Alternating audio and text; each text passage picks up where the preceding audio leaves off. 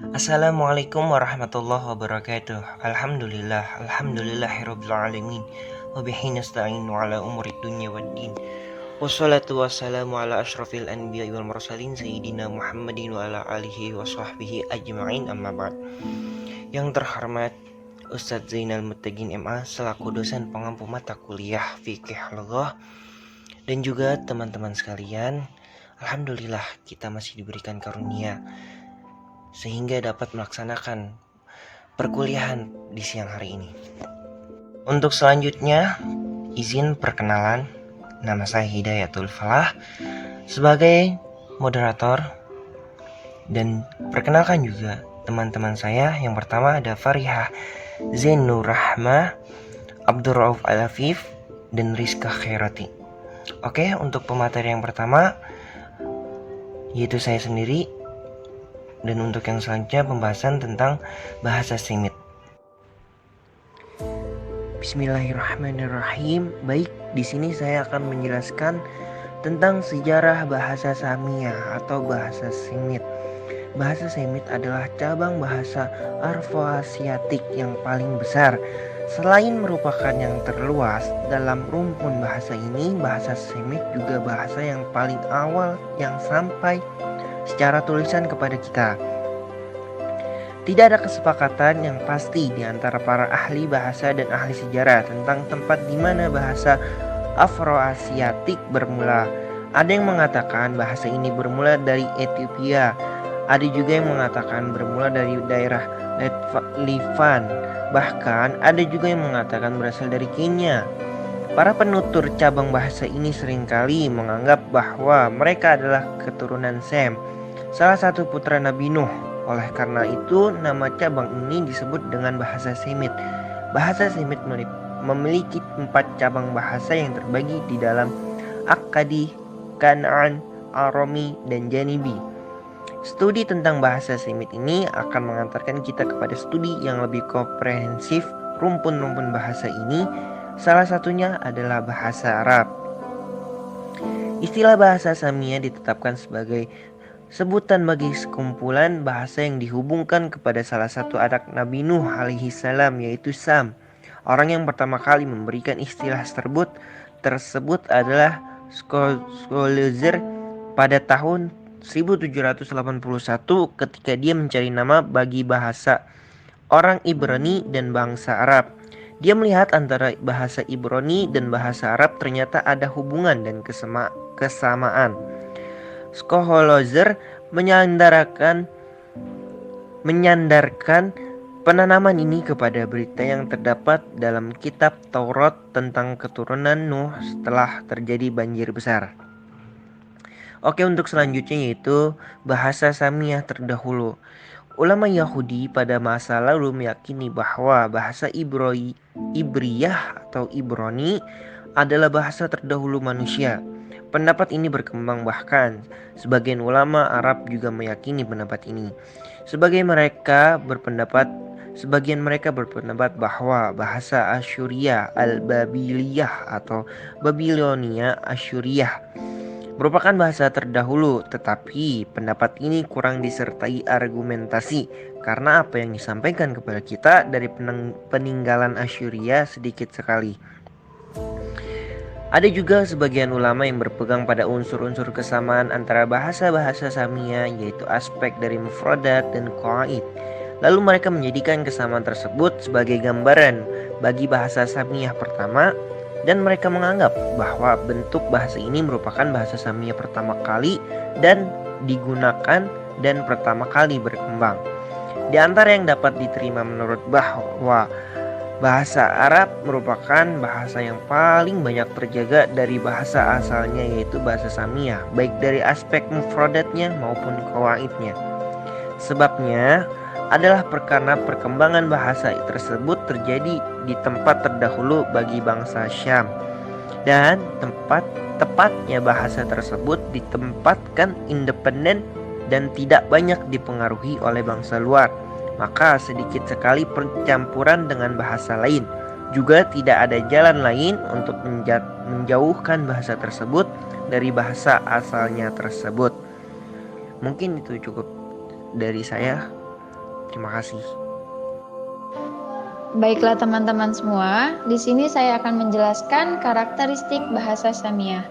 Dalam bahasa Samiah ada 7 karakteristik. Oke, kita masuk ke pembahasan yang pertama, yaitu akar bahasa lebih banyak menggunakan konsonan daripada vokal. Nah, bahasa Arab memiliki huruf konsonan sebanyak huruf hijaiyah. Ada alif, ada ba, ada ta, ada jim, dan lain-lain. Nah, dalam kata lain, bahwa makna dasar suatu kata terkait dengan konsonan akar kata. Sedangkan vokal dianggap dalam sebuah kata dan tidak merubah makna sebuah kata. Contohnya ada kata kataba, ada kutiba, ada kataba, ada katbun, dan seterusnya. Nah, makna asli dari kata-kata tersebut terkait dengan huruf kaf, ta, dan ba. Karakteristik yang kedua yaitu banyak kata yang maknanya terkandung dalam 3 konsonan akar kata, lalu diberi awalan atau sisipan untuk mengubah maknanya, seperti kata katibun, kataba, aktaba, dan seterusnya. Nah, itulah sebabnya maka fiil atau verba dalam bahasa-bahasa Semit itu memiliki sejumlah pola berimbuhan atau mazid yang menunjukkan berbagai makna yang diambil dari makna verba dasar yang dibentuk secara baku dengan mengubah kata dasar. Kemudian karakteristik yang ketiga yaitu menggunakan huruf paringal. Apa itu huruf paringal? Yaitu huruf-huruf tenggorokan. Contohnya seperti ain, a, ha, dan ha, serta huruf tekanan dalam atau mufakhamah, contohnya seperti shad dan ta. Kemudian karakteristik bahasa Samiah yang keempat yaitu tidak terlalu memperhatikan cabang dari kata verba, yaitu lampau, kini, dan akan datang. Kemudian karakteristik yang kelima yaitu tidak mengenal adanya bentuk kata gabungan. Nah, bahasa Samiah itu tidak mengenal adanya bentuk kata gabungan yang berasal dari nomina dan verba. Seperti dalam bahasa Inggris, ada kata describe, artinya mendeskripsikan, yang berasal dari kata die dan scribe. Yang sama dengan bahasa Jerman yaitu beschreiben, yang berasal dari kata be dan schreiben. Jadi dalam bahasa Samiah itu tidak mengenal adanya bentuk kata gabungan. Selanjutnya yang keenam, karakteristik bahasa Samiah yang keenam yaitu terdapat struktur idhofah atau frasa. Jadi dalam bahasa Samiah, hubungan antara mudhof dan mudhof ilaih ini sangat erat, sehingga dalam banyak hal seringkali keduanya melebur menjadi satu kata. Nah, terutama dalam perkembangan yang modern, seperti kata mawar yang berasal dari kata ma'u wardin, artinya bunga mawar. Maaf, yang artinya air bunga. Dibacanya mawar.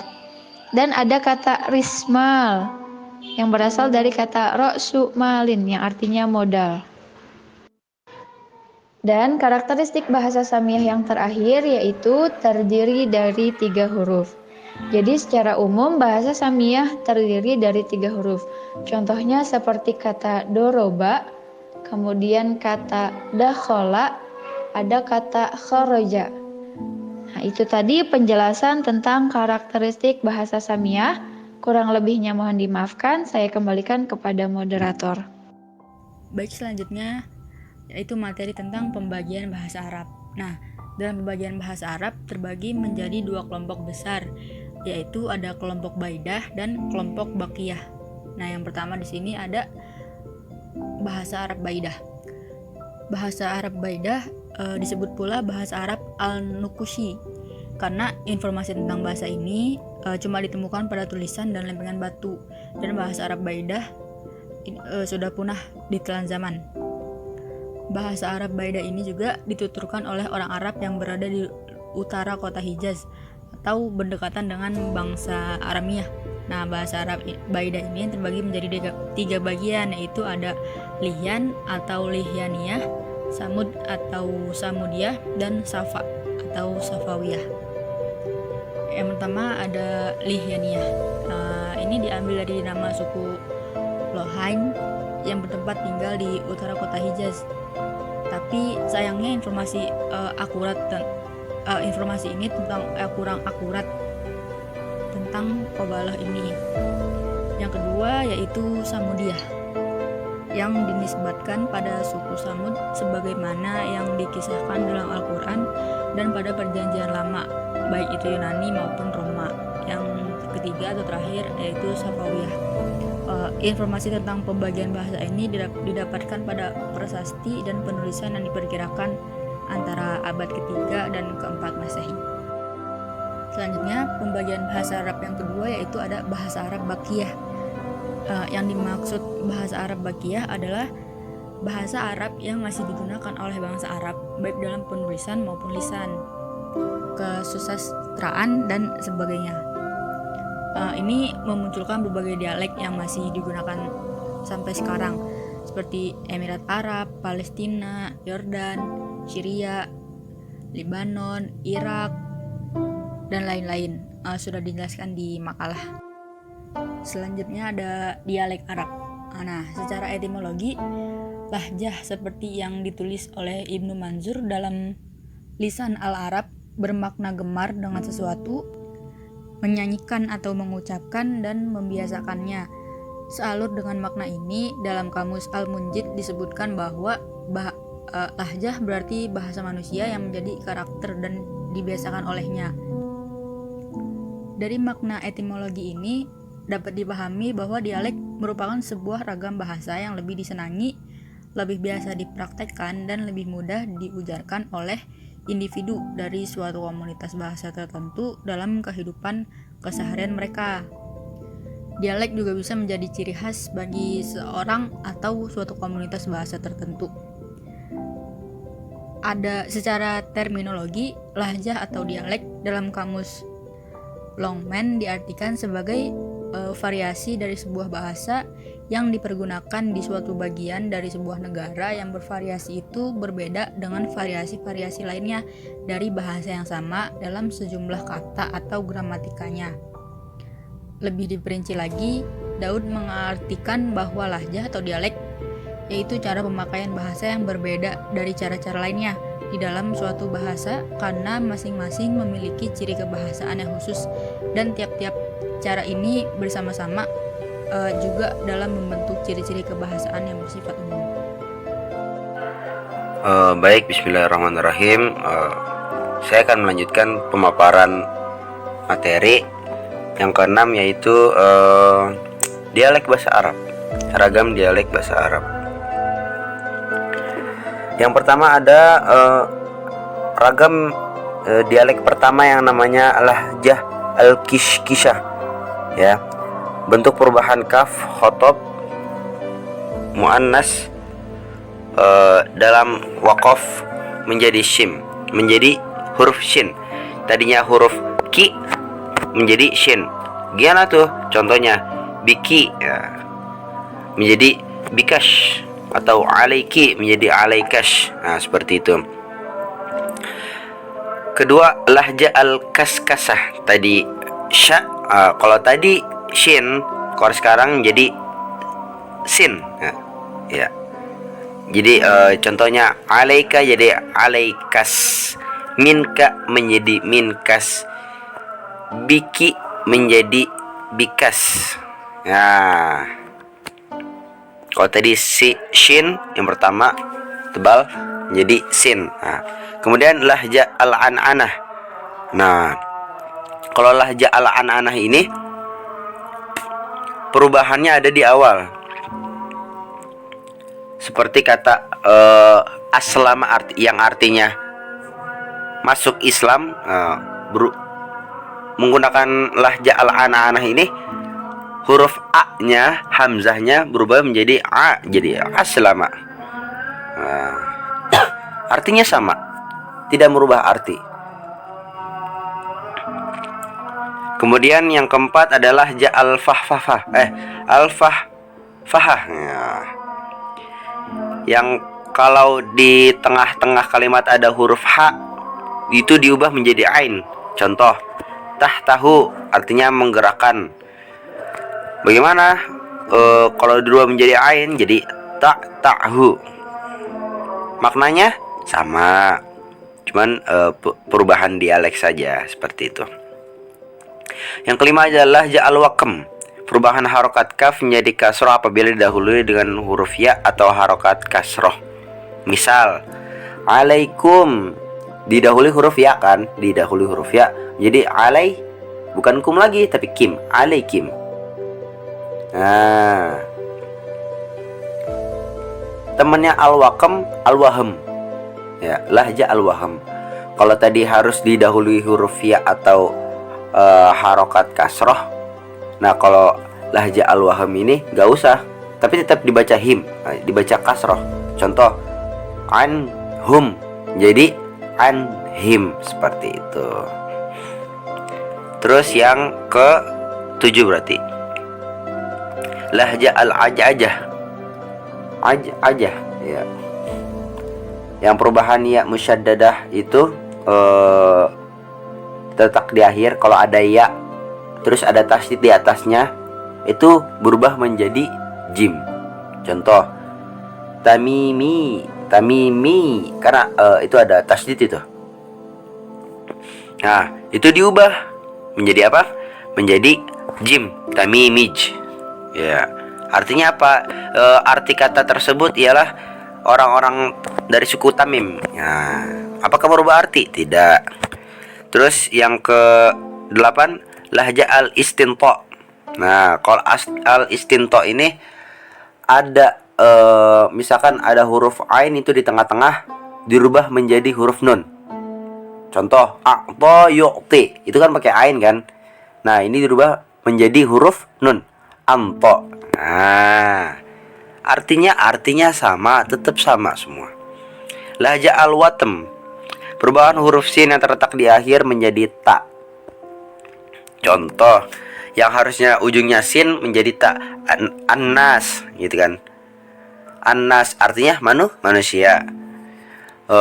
Dirubah menjadi ta, annats. Nah, seperti itu. Semua dialek di sini dari 1 sampai 9 tadi di sini apakah merubah arti? Tidak. Ini sama halnya seperti gaya bahasa, gaya bicara orang Arab gitu kan. Gaya bicara orang Arab. Ada yang nganuina wadduha jadi wadduha. Seperti itu. Ya, mungkin cukup sekian dari saya. Kurang lebih mohon maaf. Wallahul muwaffiq ila aqwamit thoriq. Assalamualaikum warahmatullahi wabarakatuh. Mungkin cukup sekian dari kelompok kami yang bisa kami sampaikan. Kurang lebihnya mohon dikoreksi dan mohon dimaafkan. Syukron ala husni timamikum. Wassalamualaikum warahmatullahi wabarakatuh.